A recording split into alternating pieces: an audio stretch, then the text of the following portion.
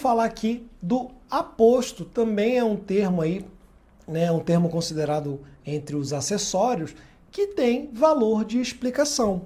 Então a gente vai ver aqui, ó, que o aposto tem como características, né, ele é um termo que explica, né, detalha, ó, explica, detalha, esclarece, resume, ó, enumera, tá? Ele dá algum tipo de esclarecimento, né, de um termo anterior. Existe também como característica do aposto uma identidade semântica, tá? Identidade semântica. A gente já vai entender isso aqui, beleza? Então aqui, o primeiro exemplo é o seguinte. Anderson Silva, ex-campeão peso médio, tem 41 anos.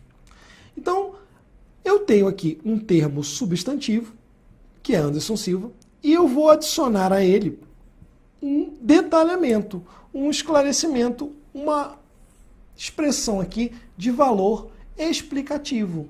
Então, o Anderson Silva é o campeão peso médio, é o ex-campeão. Então, observem também que existe uma identidade semântica. Esse cara aqui é o mesmo cara que está sendo aqui detalhado. É o mesmo. Então, existe uma identidade semântica. Por isso que a gente diz que o aposto, ele não é um termo que dá qualidade.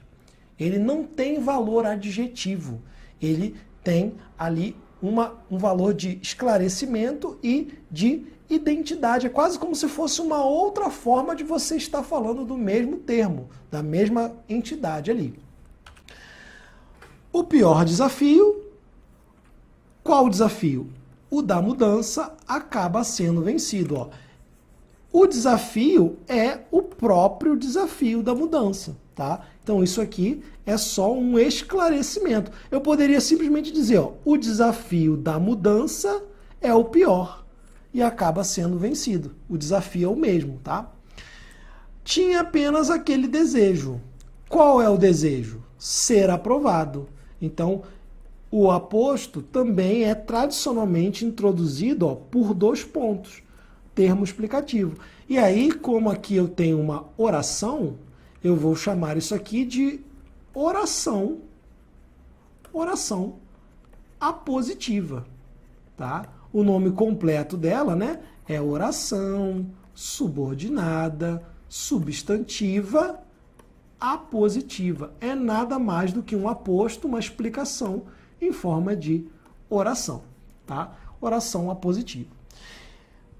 Convocaram 3 novos goleiros, Dida, Marcos e Júlio.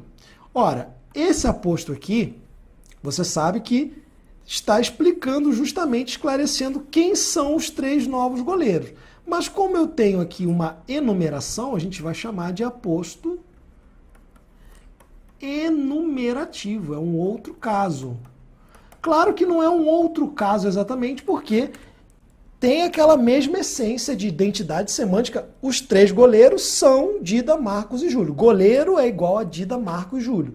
E também tem um valor de esclarecimento, porque eu não sei quem é e depois vem enumerando. Só que aí a explicação teve essa coisa mais ali de listinha, por isso que chama de aposto enumerativo. Agora a gente vai ver o aposto de oração. É um aposto que retoma uma oração inteira, ó. Ninguém quer estudar. Fato que impede a aprovação. Esse fato aqui, esse substantivo, ele tem valor de aposto e retoma toda essa oração aqui. Ó, é como se eu dissesse, ninguém querer estudar impede a aprovação. Então esse aqui é um aposto de oração, que tem como referente aí uma oração anterior. Eu também posso trocar esse fato por coisa, por qualquer outro nome genérico que permita aí substituir a oração. Ninguém quer estudar, o que impede a aprovação. Aqui eu tenho exatamente a mesma lógica, só que em vez de usar um substantivo, eu uso um pronome demonstrativo, né? que tem valor aqui de isso, né? Isso que impede a aprovação, ninguém querer estudar. Então a gente viu aí os principais casos, as principais formas do aposto explicativo. Vem com forma de oração, vem normalmente intercalado entre vírgulas. Esse primeiro caso é Anderson Silva, ex-campeão do peso médio, tem 41 anos, é o mais clássico de todos, né? O aposto ali do sujeito, tá? E aí você também tem que observar que ele vem com 2 pontos, pode ser enumerativo e pode retomar uma oração inteira. Aí, pessoal, a gente vai falar de um outro tipo de aposto que é chamado de especificativo. Como diferença fundamental, você anote que ele não vem com vírgula, ele não é separado por pontuação. Ele é especificativo porque ele especifica, individualiza o seu referente. A forma clássica é um nome próprio especificando um nome de sentido geral, um substantivo comum. Por exemplo, o artilheiro Messi é o melhor da história. Então, o artilheiro Messi é o sujeito, né? É o sujeito. E dentro desse sujeito eu tenho Messi, que é o aposto explicativo, né? O aposto especificativo, o artilheiro é o próprio Messi. Vocês veem que mantém a ideia de identidade semântica. Só que ele não vem entre vírgulas, ele vem aqui, ó, do ladinho. E por isso que muita gente acha que é adjunto, mas não é. A definição está aqui, ó, um nome próprio especificando um substantivo comum. Ó, a Praia da Pipa é linda. A cidade do Rio de Janeiro sofre com a violência. Aí muita gente vem aqui e pergunta, por que que isso não é adjunto adnominal? Por quê? Ora, veja a diferença.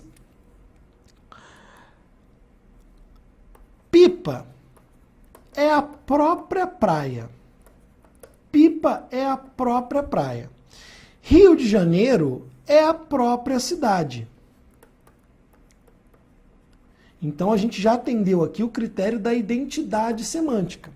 Além disso, não há sentido de posse. Não é que o Rio de Janeiro tenha uma cidade. Imagina assim, o Rio de Janeiro é assim, uma entidade mística, assim, abstrata, que tem uma cidade. Ah, eu tenho uma cidade. Aí essa cidade que pertence ao Rio de Janeiro sofre com a violência? É esse o sentido? Não. O Rio é a própria cidade e ele sofre com a violência, tá? Tanto que você pode aqui, ó, tanto não tem sentido nenhum de posse, que você pode até tirar aqui a preposição, ó. Ó, a cidade Rio de Janeiro sofre com a violência. Ficaria igual a o artilheiro Messi, tá? A preposição poderia sair. Se fosse, né, a casa da minha mãe, um adjunto adnominal clássico com sentido de posse, eu não poderia tirar, né? A casa, minha mãe, não poderia tirar. Por isso que é diferente, beleza? Então esse é um dos critérios. Identidade semântica e possibilidade de você tirar a preposição e não haver nenhuma ideia de qualificação nem de posse. Vamos lá. Fundatec, questão Polícia Civil, delegado. Sobre os termos que constituem as frases do texto, é correto dizer que, na linha 5, um país rico em recursos naturais é um aposto. Ora, vamos lá. Mesmo o Brasil, um país rico em recursos naturais, já sente as consequências dos eventos. Ó, eu menciono aqui o Brasil e acrescento a ele, né, um dado extra aqui, um esclarecimento. E observem que o Brasil é o próprio país rico. Essa aqui é uma expressão intercalada, explicativa, é um aposto sim, tá? Então, questão correta. Aí caiu igualzinho aqui nessa prova do TRT. O artesanato, uma das mais ricas expressões culturais de um povo, no Mato Grosso do Sul, evidencia crenças. Ó, o artesanato evidencia crenças. No meio veio o aposto explicativo, ó, uma das mais ricas expressões de um povo. Qual é uma das expressões mais ricas de um povo? É o artesanato. Então aqui, ó, identidade semântica, valor explicativo, veio entre vírgulas, é todo, né, todo o kit para você classificar como um aposto explicativo e dizer que ele veicula a ideia de explicação. Beleza, agora vamos aqui a uma questão bem pesada, bem pesadinha. Eu vou dar até um segundo aí para você tentar fazer isso aí, porque essa aqui realmente mostra se você entendeu ou não as funções sintáticas.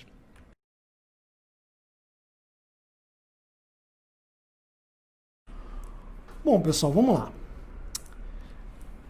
A palavra envergonhado e a expressão 400 e tantos mil réis exercem, respectivamente, as funções de quê?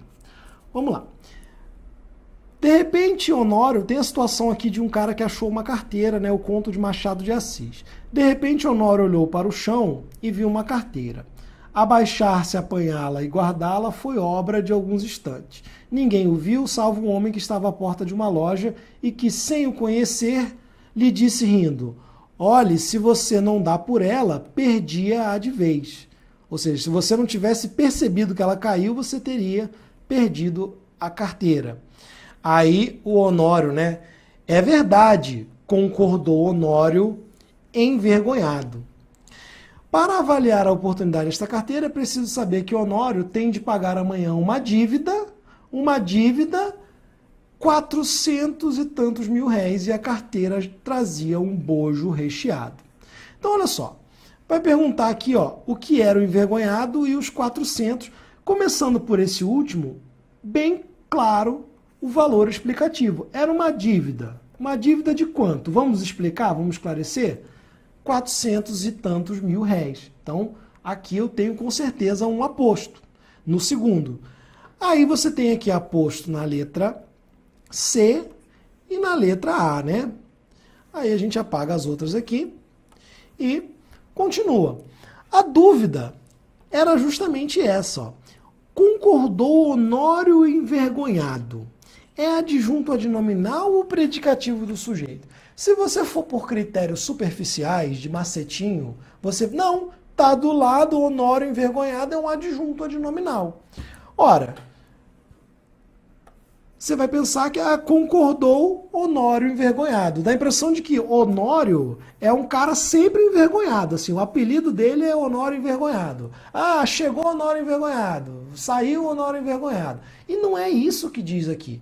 O que acontece é que ele concordou e, no momento de ter concordado, ele estava numa determinada condição. Ele estava, é um estado dele, é um estado provisório, pertinente aqui ao momento de concordar. Pô, ele achou a carteira ali e quando o cara falou com ele, ele estava envergonhado porque roubou a carteira. Então ele estava envergonhado no momento que concordou, assim, constrangido, né? Não é que é o Honório envergonhado, como se fosse o Honório bonito, o Honório gordo, o Honório magro. O adjunto adnominal, ele expressa uma qualidade inerente, blusa preta, vinho bom, caneta azul. Agora, envergonhado é algo transitório, então é um estado predicativo do sujeito. E aqui é aquele caso do predicado verbo nominal. Eu pratico uma ação e naquele momento eu me encontro em determinado estado. Então essa questão aqui muito caveira, gabarito aí letra C. Tá? Essa aí realmente separa o homem dos meninos. Mais uma aqui também pesada, né? Caso se alterasse a ordem dos termos, o iconoclasta Oscar Wilde para Oscar Wilde iconoclasta, haveria mudança do significado original do texto, mas as funções sintáticas de Oscar Wilde e iconoclasta permaneceriam inalteradas. Ora, o iconoclasta Oscar Wilde. Qual é a função sintática aqui, gente? Quando você tem aqui um nome próprio, caracterizando, especificando, individualizando um substantivo comum, você tem um aposto especificativo. especificativo. É igual, é igual o artilheiro Messi, o rio Amazonas, a cidade, sei lá, o distrito tal, o distrito Souzas. Você usa ali um nome qualquer e depois especifica qual é, dando o nome próprio dele. É o que acontece. É o iconoclasta Oscar Wilde, né? Poderia ser o arquiteto Oscar Niemeyer, o jogador Neymar. Então aqui eu tenho um aposto especificativo. Se eu trocar, ó,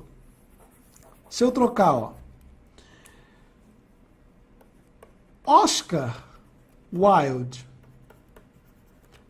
iconoclasta, aí esse cara aqui, ó, já virou adjetivo, né? Ele já virou um adjetivo e a função dele, ó, vai ser de adjunto adnominal.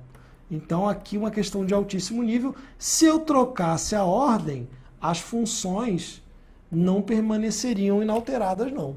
É uma questão aí de... né, quando essa questão caiu, assim, ninguém tinha noção de onde bateu a bomba, né? Ninguém lembrava dessa função tão específica que é o aposto especificativo. E aí, mais uma, ó. Os elementos que sublinhados exercem a mesma função sintática são, ó, lobbies que se comunicam. Na praia de Waikiki, os hotéis têm alguma coisa. Ora, aqui eu tenho um aposto especificativo. Tem um aposto especificativo. Aqui, ó, eu não quero aprofundar, mas o que tem função de sujeito. Por quê? Que se comunicam, o que retoma lobbies. Lobbies se comunicam. Então, se o que retoma um termo que seria sujeito, ele é sujeito também. Mas bastava saber que isso aqui é um aposto especificativo, que é um nome próprio especificando um substantivo comum, que você perceberia que isso não tem nada a ver um com o outro, tá bom? Então, mais uma questão aí de aposto especificativo, lembrando que ele não vem com vírgula, beleza?